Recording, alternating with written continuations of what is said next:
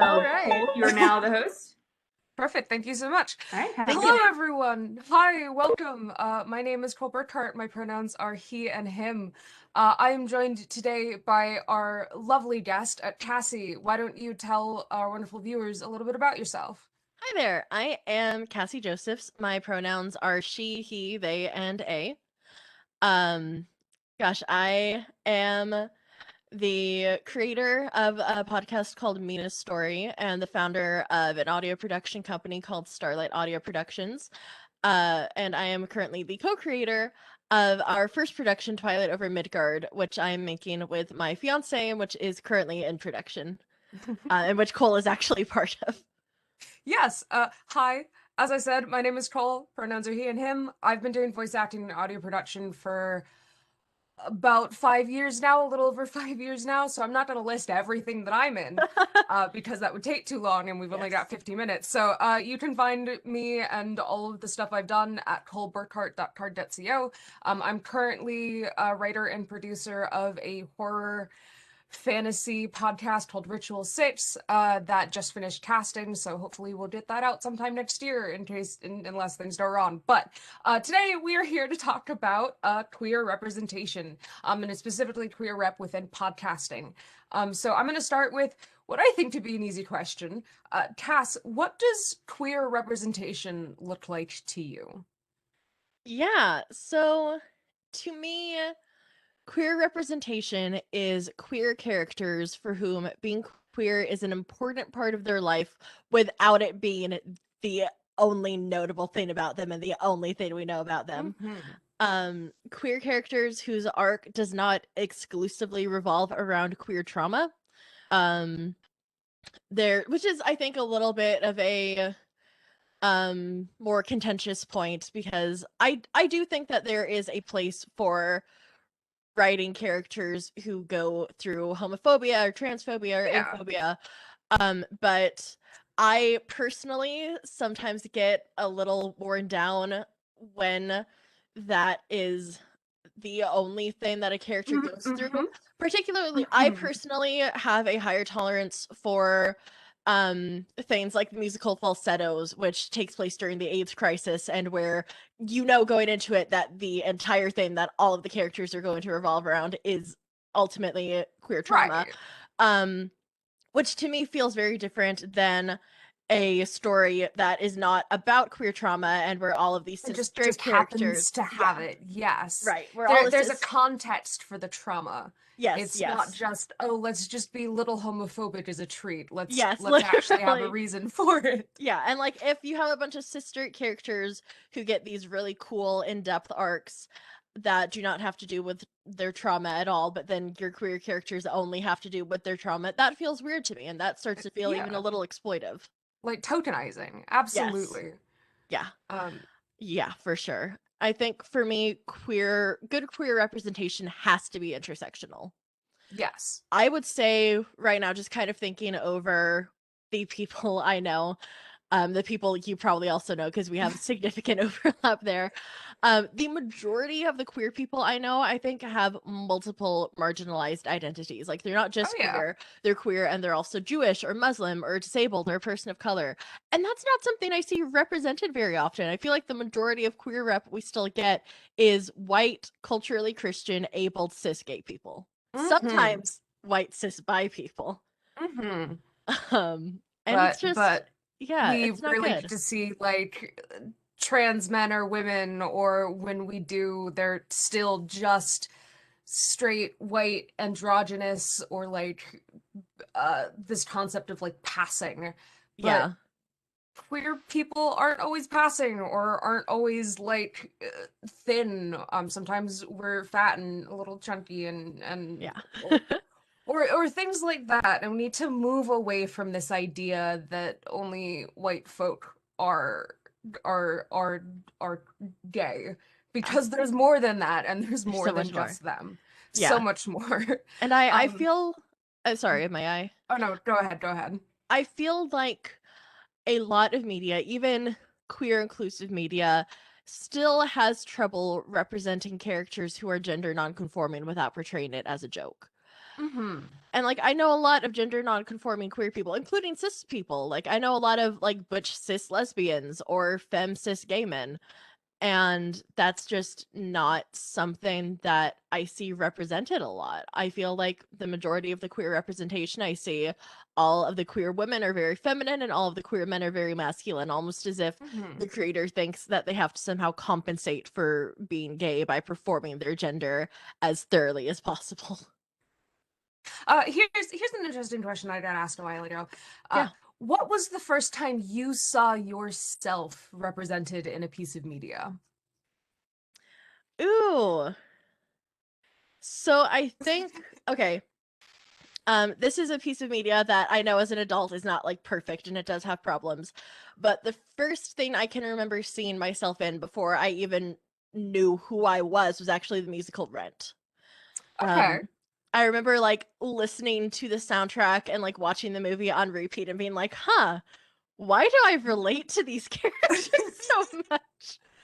And then a few years later, the next big thing that I can remember is Welcome to Night Vale. Mm-hmm. Um, and I jumped into Welcome to Night Vale, I believe right after Cecil and Carlos like canonically got together, and I was just like, oh, holy shit, this is happening, because up to that point I hadn't really seen much canonical queer representation in media. Oh, and especially in podcasting, Yeah.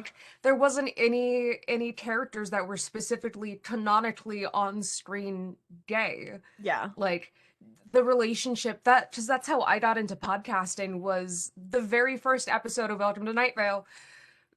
Cecil's like, "Wow, I'm really in love with this new guy who came to town," and I like got whiplash of like, what gay, gay, Yeah. Yeah, like, yeah, like what, that's a thing. and here we are, Because 6, 7 years later, and yeah, they're still happy they're and they're still still happy. gay and together Yeah, and I love that it. so much. Mm-hmm. So I Um. just, yeah, I remember when I first came out, just kind of like the queer representation for me was Mhm. literally just queer baiting. Yeah. Um, Yep. like characters like, you know, in like Supernatural or whatever, Man, I wasn't into where, that show, but I watched clips and I got oh, queer baited hard. yeah, I Ugh. God, I wish I was you. Ugh. Yeah, and just like at the time, because I didn't have anything else that felt like good queer representation to me. You know, if you're starving and haven't eaten in 3 days, a slice of Wonder Bread is going to taste like a feast, right? Oh God, right, yes, 100%. It's interesting looking back at like how starved we were for just any queer media compared to like today. Any thoughts on uh I guess current rep versus old? Ooh, yeah, I think that current rep has gotten a lot better. If nothing else, there's more of it. Mm-hmm. Both in the podcasting space and out of it.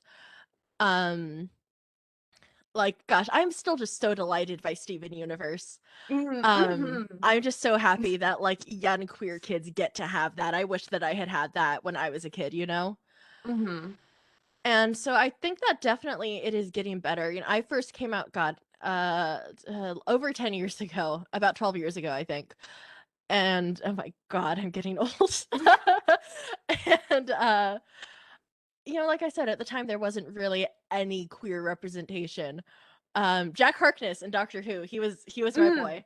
But mm-hmm. Mm-hmm. um I yeah. looked at Jack Harkness and was like, yeah, I want to be you. Literally same. Me too. Me too, friend. Um and I think that queer representation has gotten better, Mm-hmm. but I still hesitate to say that it is at Where it needs to where be. it needs to be. Yeah. Mm-hmm. Because still there isn't as much of hit as I would like. And like I said, the representation that does exist is often not very intersectional. Mm-hmm. I definitely recall, especially when I was younger, anytime I would hear something about someone being trans, it was always a trans woman and about how gross or disgusting it was. Yeah. And Yep. we still have that, but now also we're starting to move a little bit further away from that. And like you mentioned, yes, absolutely. Sometimes it's mostly just the same kind of queer or milk toast gayness that makes it acceptable or easy to swallow by cis people. And it is we're past that, honey. We need to move Yes. on. Um, absolutely. I'm just trying to remember because like I grew through my queerness mostly through podcasting. Welcome to Night Vale was hugely influential in like me figuring out gender and hi cat. Hello, sweetheart. Um, please that is Athena. Athena says hello, everyone. Um, Hello, uh, Athena. um, and kind of through fandom as well, being able to explore different like aspects of queerness through media with other people who are also going through the same thing, is fantastic. And fandom itself, we've Cassie, you and I have vaguely talked about fandom. Yes. um, but like fandom itself has I'm gonna tangent, has definitely like changed from the way fandom spaces uh interact today versus back in the old days. Yes. Um and also do some interesting things with like the policing of queerness. Um which is always something to get into.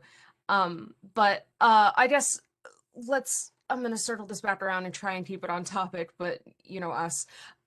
So let's move on to why does accurate and tasteful, respectful representation actually matter? Why the fuck does portraying queer people respectfully matter? Yeah. So, when I first came out, it was very rare for me to see myself in media. And even I didn't when I started seeing, like we said, like Welcome to Night Vale or Captain Jack Harkness, it still didn't totally feel like I was seeing myself. Mm-hmm. Like I was seeing people who were like me, but not quite me. And I'm starting to see more characters like me now, which is wonderful. And I'm starting to really like feel seen for the first time. Mm-hmm. And when I look back on my queer journey, I first came out initially as a lesbian, actually, to myself when I was like 12. And then a few years later I came out as bi, and a few years after that I came out as trans. And I remember, God, this sounds a That's the little way it goes, stupid. doesn't it? It's just Yeah. an evolution. Boo, boo, boo, boo, boo. Um, I remember before I came out as a lesbian, I remember sitting down and thinking about how I had a crush on one of my male friends and one of my female friends. And I remember thinking to myself, well, I can't be attracted to men and women, so I have to take one. And I'm more attracted to women, so I guess I'm a lesbian. And now I'm bisexual. And like, I just think if I had had better representation for bisexual characters, I think that I Mm. probably would not have had to go through that. And Mm-hmm. I think the same thing goes for trans characters. I did not really have any representation for trans characters. I didn't even really have a good understanding of what being trans was until I was like 13, 14. At which point I was like, "Oh, hey, hang on a minute." And I really think that like if I had known what that was earlier in life, I think I probably could have come out earlier, which would have saved Mm-hmm. me a lot of years of grief and Yeah, turmoil. yep. I remember. So I'm a little bit of a baby trans. I didn't sort of. I'm a teen trans. I didn't really understand or have a concept of what trans was until, and this would be really embarrassing, until I was like 18 or 19. It's not I had met embarrassing. people. Well, like I don't know. I feel like in the digital age, I should have been more aware. But like I had friends who were vaguely into like doing weird stuff with gender and gender presentation, and like I kind of had an idea of like what it was but didn't really know, and I sat down with an old ex at the time. We were still friends, and they were like, yeah, sometimes I like dressing up like a girl, and I was like, oh, that's cool. And he's like, yeah, or they use they and he pronouns, and they're like, yeah, I guess I'm trans. And I'm like, oh. I was like, oh, I'm definitely trans too. And then I sat on that for 4 years and just thought it to myself and then finally Oh, fucking came out. oh my Um, gosh. but like having that the word trans and being able to actually delve into the internet and figure out what that was very refreshing, and being able to see that represented in a positive light in podcasting or in other forms of media was like, it was breathtaking Mm-hmm. of being able to put a name to a feeling. And even like with Jack Harkness, they never actually came out and said the words bisexual. They just Mm-hmm. said, I like men, I like women, which is fine. Um and Jack, do whatever you want, but also sometimes it's nice to actually hear yourself Yeah. be on screen or in headphones, without having any sort of like shyness about being queer. Yeah. Um, yeah, for sure. And I think just jumping off of like shyness about being queer, the thing is that sometimes if you do not say the exact words, no matter how clear the representation is, there are people who will deny it. Mhm. Oh Like no, they're just friends. Oh, they're they're just just gal friends. pals. Yeah. They're just Like friends. They're just really good friends. I'm thinking about the Magnus Archives now and how the main Mm. character, John Sims, he's a bi ace.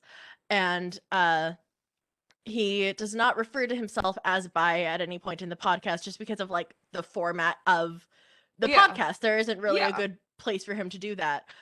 So I understand why he doesn't, but I have seen people like, oh, well, and out of universe, the creator has referred to him as bi multiple times, but I've seen people be like, oh, well, he's not really bi. Like, Ugh. sure, he's canonically attracted to men and women, but that doesn't make him bi. But we don't know. Like, no.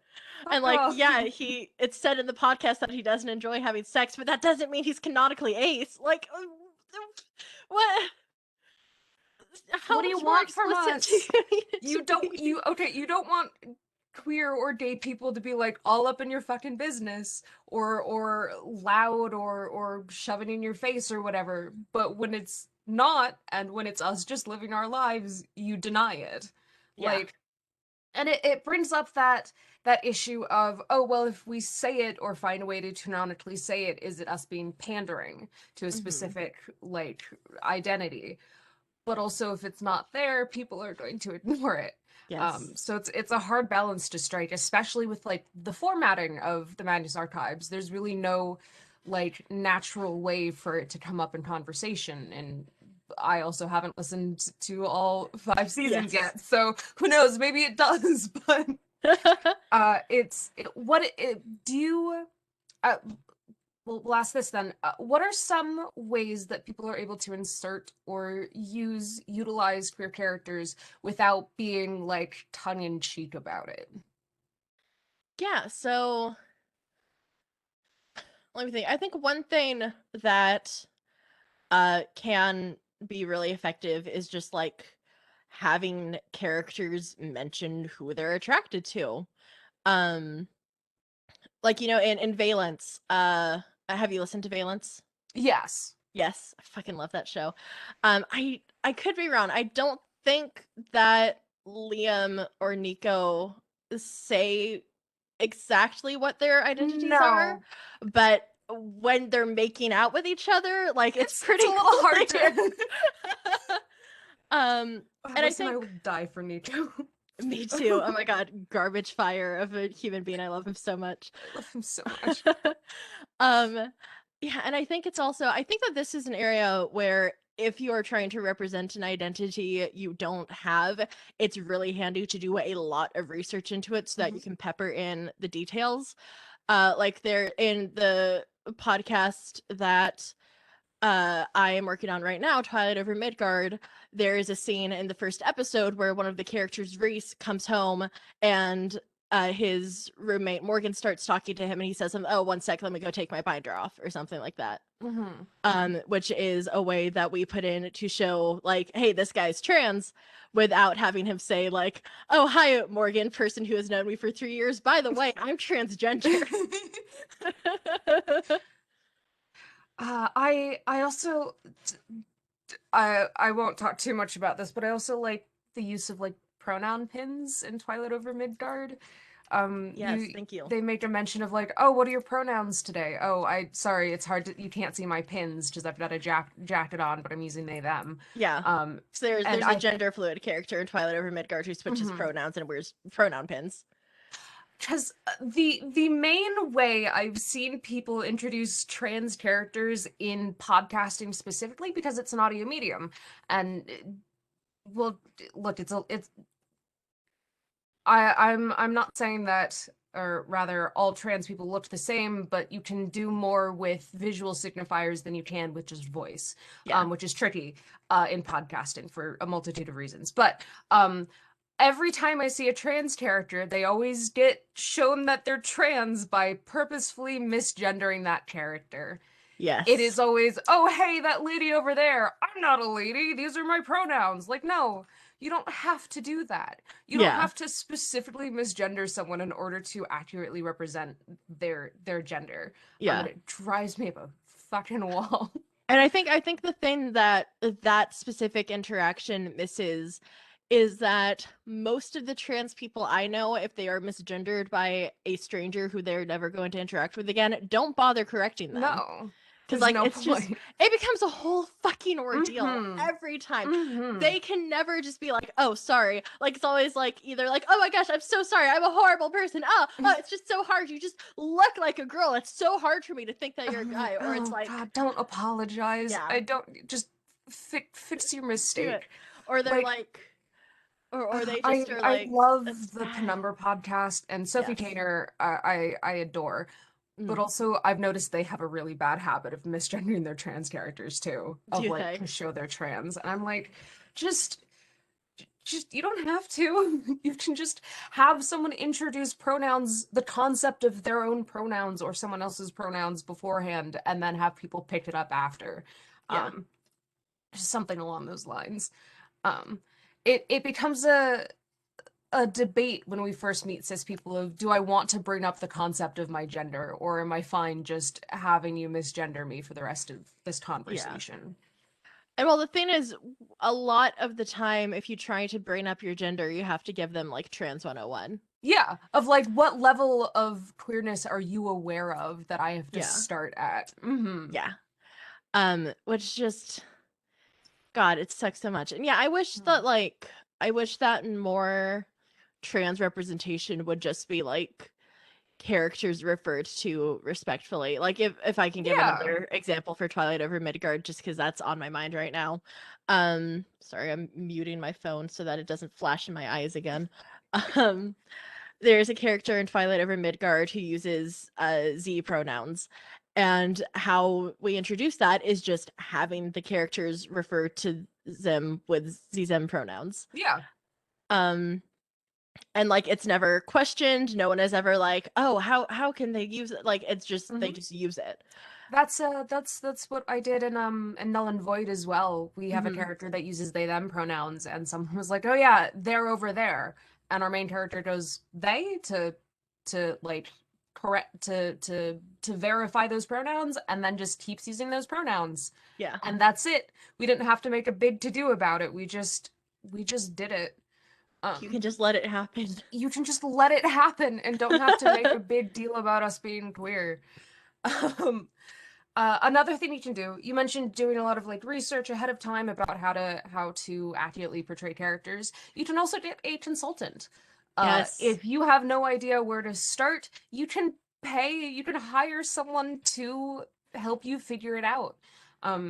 I adore and will always advocate for the use of sensitivity consultants or sensitivity readers or writers, and they're the people who are going to make sure that even though if you've done your research, they're going to make sure you haven't messed it up yet, or help you fill in the blanks where you might have missed it.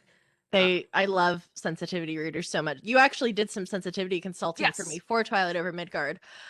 Which I appreciate, because I didn't need queer sensitivity consulting, but you helped me with one of the black characters, or two of the black characters, and it was just such a great experience because like it really helped make the show feel just better, and it was great for me knowing that like when I brought on the cast members who were playing those characters, that like having that knowledge that like hopefully I hadn't written anything that was going to make them uncomfortable to read. Mhm.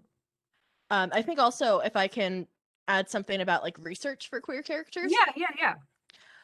Queer culture changes all the fucking time.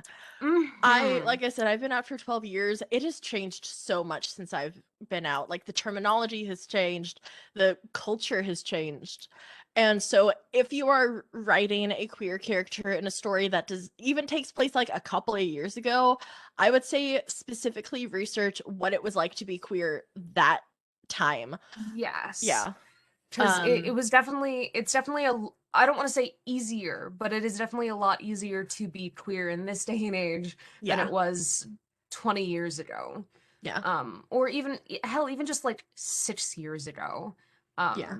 It was entirely different. Like I wouldn't even have thought to like be out at work, and now I have friends who are like in the process of transitioning or who like have like sign their work emails with their pronouns or things like that, and it's very refreshing to see it becoming to see the shifting of paradigms and ideas and beliefs. Yes. Hmm. And yeah, and even just like the terminology changes a lot. Like when Hmm. um Even the word queer. even the word queer. And I mean like when thinking about like gender, right now it is most common for people to just like say like, you know, trans man or trans woman, and if needed specify that they are assigned female at birth or assigned male at birth. When Hmm. I first came out as trans, the most common terminology was female to male FTM or male to female MTF. Hmm. Um which is not really terminology that is used as much anymore. And it's actually terminology that I have seen people think is not great. But Right. if you were writing a story that took place in 2010 and you were writing a trans character, it would probably be more accurate for them to refer to themselves as FTM or MTF than AFAB or Hmm. AMAB. Absolutely. Um, and one thing that I guess we also need to bring up is like queer as a like as a slur, in that 10 years ago Oh I man. wouldn't call myself queer. I might some people might, but I would like there wasn't really a name for the ideas that I assign to myself in terms of gender. Hmm. um but now I can absolutely say that I am a non-binary transmasculine person, and people within queer circles will know what I mean. Yeah. But there wasn't any like sort of label to assign to that back then. And Yeah.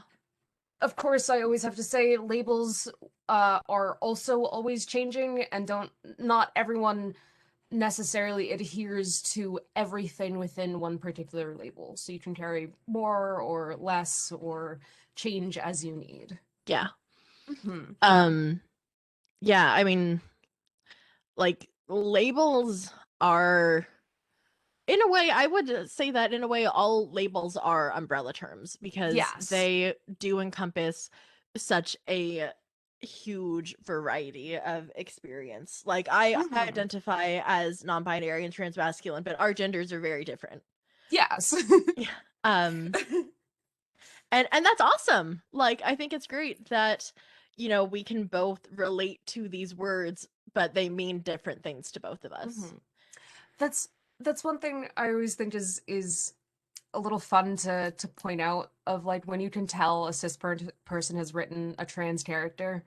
Because sometimes like, yeah, I'm like of the female or male gender, but for me my gender's like kill god but with a side of uwu, and like, yeah, that's a gender, that's my fucking gender.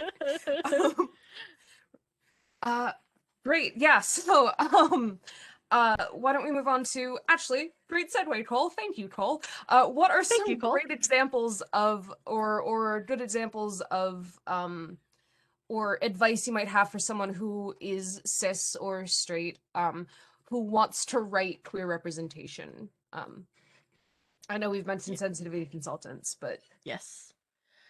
but Um beyond that. yeah, so much research.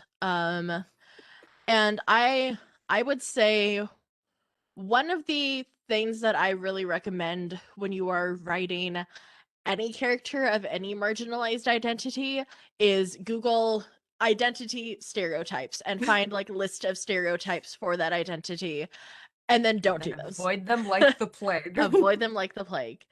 Um, I think that there are ways to take stereotypes and portray them sensitively, but I don't know if that's cis straight people's Mhm. game to play, you know? Be aware of the stories you are writing and if they Yes. are yours to write. Yes. Um, like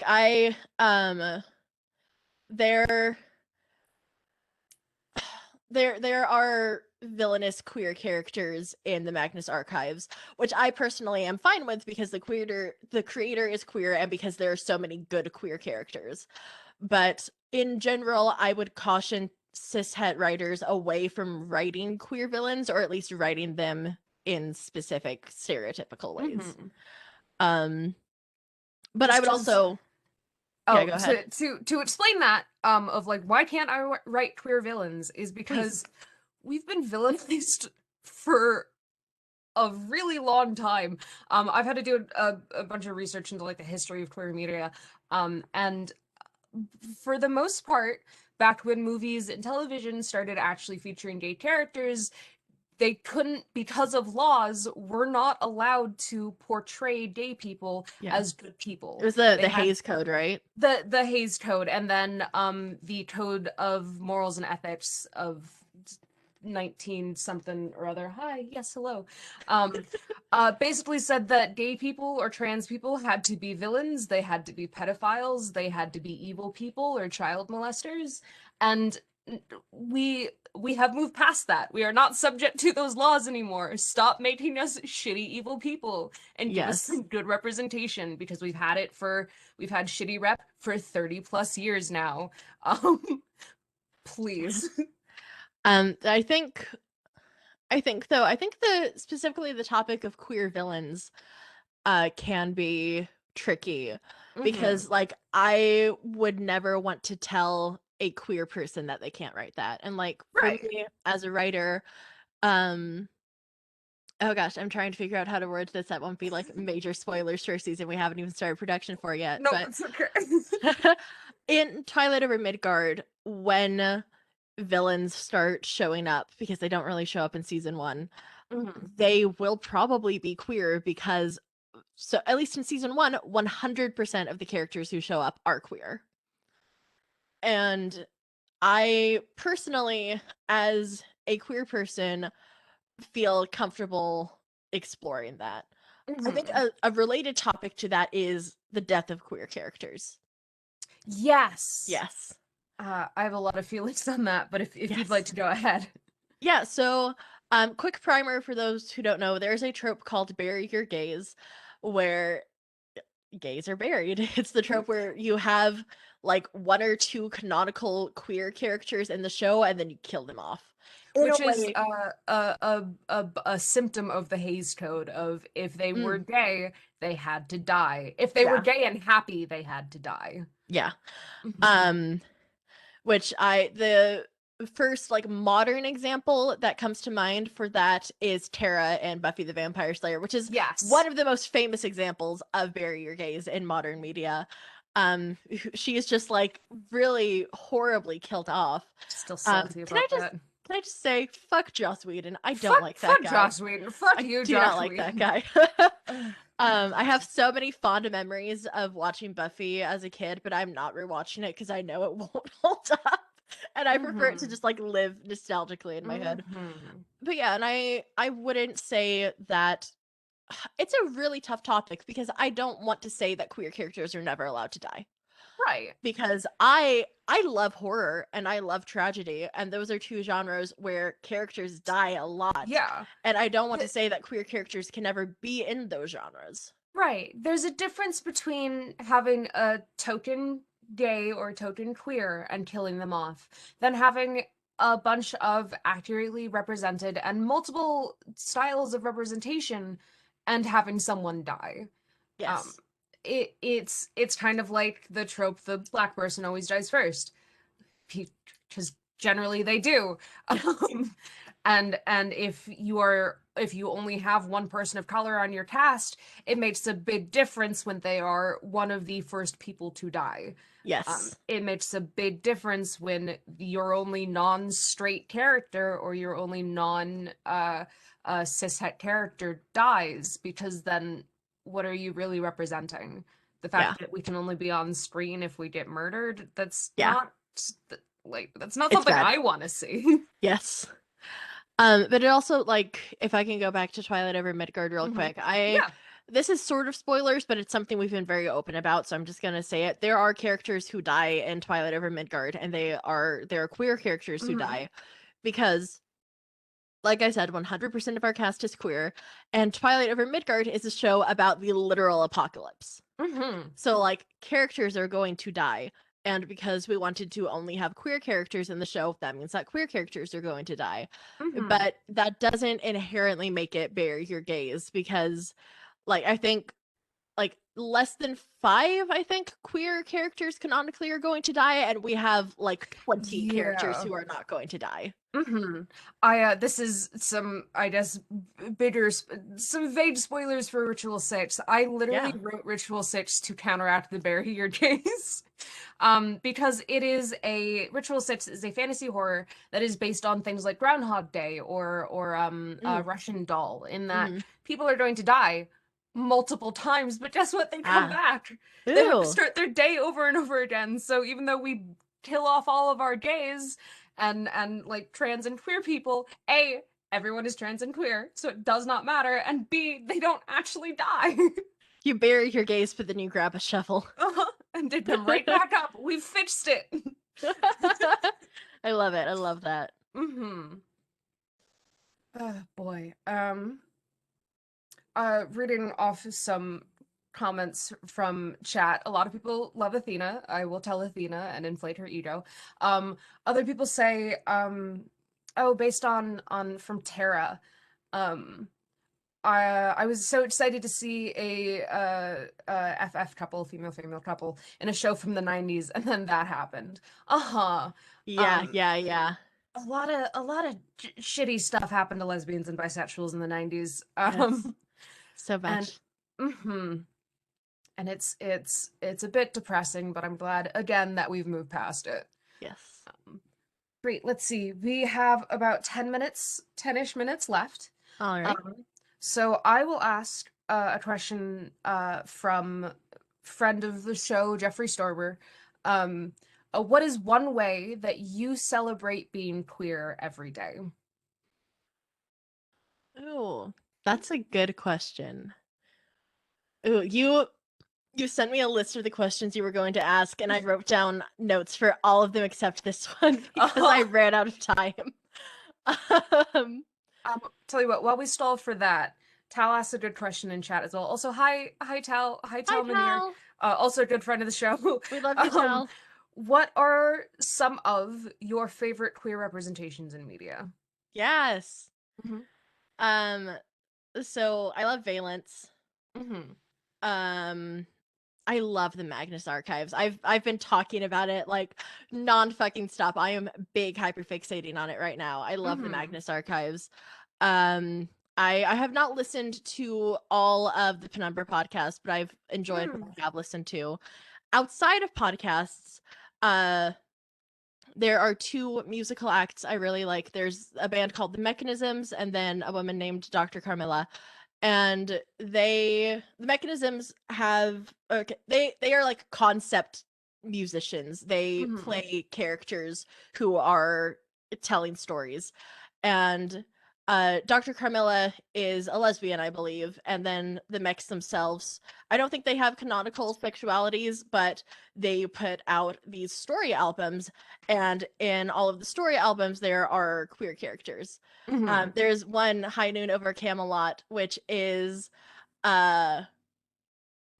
Arthurian legend, but also Western, but also sci-fi. And it has polyamorous Lancelot and Guinevere and Arthur, which is just like so delightful to me. I never see polyamorous representation, so that was great. Hell yeah. I had to pull up my phone and get my podcast list because I have the memory of a goldfish. Me too. Me too. Let's see. I've been listening to a lot of like actual plays lately, so you're gonna get some fictional but still improv. I really like Friends at the Table, which features a lot of queer characters, both non-cis, non-straight characters. Especially Aria Joy from Counterweight, who is flirts with everybody, but it specifically has an on-screen same-sex relationship, and it's very cute. And they meet because one of them is a bounty hunter trying to murder Aria Joy, and in a fit of gay panic, Aria asks her out in the middle of them trying to murder her, and it's very good. It's such a fucking mood.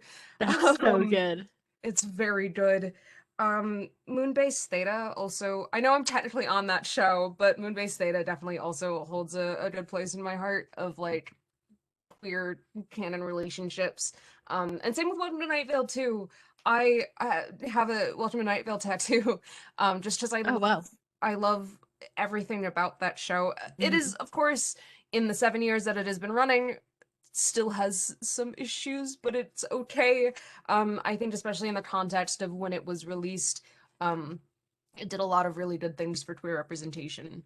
And not just specifically like technically the characters in Welcome to Night Vale don't have like canonical appearances aside from like bald or perfect teeth or whatever, but Carlos is a person of color, and it was one of the first like non completely white relationships that we had an example of. Penumbra podcast is also very good. Their lead character does not use a single set of pronouns, and I believe is genderqueer, gender fluid in some aspect.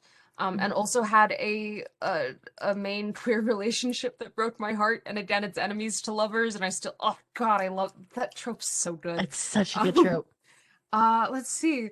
God, there's so many podcasts in the world. It's hard to point out just one or two. Okay. Well, while I've been rambling, I've given you time to think about how you're going to do how you're going to celebrate being queer today. So, how are you going to celebrate being queer? Yeah, I think, gosh, this is not necessarily like a big external thing, but very frequently throughout the day, I take a moment to just kind of like appreciate how much more comfortable with my gender and my sexuality I am now than I was a few years ago. I I've known I was trans for a while, and then I identified just as non-binary, and recently have come out as gender fluid. And it just feels so good and so right. And so throughout the day, I like to just take moments and be like, oh, I really like being gender fluid, and I really like my gender, and I'm really glad that I have the gender that I have. And that always feels nice. Yeah. Same hat. Especially like the process of getting ready in the morning is a daily examination of what gender I am that day. Yes. Like, how do I want people to see me? Or Me how too, do my I want to friend. be seen? Am I going to wear a binder or a bra or a dress or pants or a binder and a dress? Or pants and a dress? Yeah. Look, with quarantine, we can wear anything. Literally, yes. All right. We are almost done. Yeah. Please, again, if you have any final questions in chat, throw them up and we'll see if we can get to it. If we've got time. But in the meantime, I'm stalling to wait for people to catch up with the video and ask their questions. It's okay. In the meantime, do you have any... yes, The Strange Case of Starship Iris. Also a very good show. Has a lot of trans and non-binary rep, and it's also in space. And who doesn't Yay! love space lesbians? I love queer in space. So, Cass, where can people find you on the internet, or do you have any shows you'd like to plug? Yes. So, the production company that I co-founded can be found on Twitter at Starlight Audio and online at starlightaudio.com. And my personal website is Cass Josephs with an S at the end.com. And I'm at Cass Josephs on Twitter. Hell yeah. And do you have a podcast or a piece of media that you want people to go and listen to as soon as this panel is done? Ooh. Seen Kitcha. and not heard. Ah, yes. Oh, love Seen and Not Heard. Seen and Not Heard is a great show that I'm gonna riff on for a couple of minutes. Yeah. Seen and Not Heard is a very good show about the story of a deaf, hard of hearing woman and the struggles that she has to go through trying to adjust and live her life as normally as she can, um being hard of hearing. I am partially deaf, and the show itself was created by a hard of hearing deaf non-binary person who are fantastic. I love you, Caroline Minks. I probably not watching, but also if you watch this, we fucking adore you. The show is heart-wrenching and brutally honest, and has some great sound design. Please absolutely go check it out. Um, my name, thank you again, is Cole Burkhart. Pronouns he and him. You can find me on Twitter at King Coal Miner. You can find everything that I do at coleburkhart.card.co. You can find Ritual 6, which is the horror fantasy audio drama. You can find that on Twitter at Ritual6, and you can find us online at ritual6.card.co. Sorry, it's a new site. I'm still trying to commit that to memory. The the piece of media I want people to go and listen to after this. Um, let's see. Kalila Stormfire. Kalila Yeah. Stormfire's Economical Magical Services is also a great one for queer representation. It is about a witch who lives in a big city, almost kind of like DC, actually basically DC, who has to fight to gain the respect that she very rightfully deserves, and also circumvent all the different patients and people she meets in her life. It's very good. Highly recommend it. The season just wrapped a couple of weeks ago, and I'm very proud of Lizette Alvarez, the creator of the show. All right, All I right. believe that is it. Thank you Yeah. all so much for listening. Thank you. And Caster, I don't know, are you doing any other talks, panels this weekend?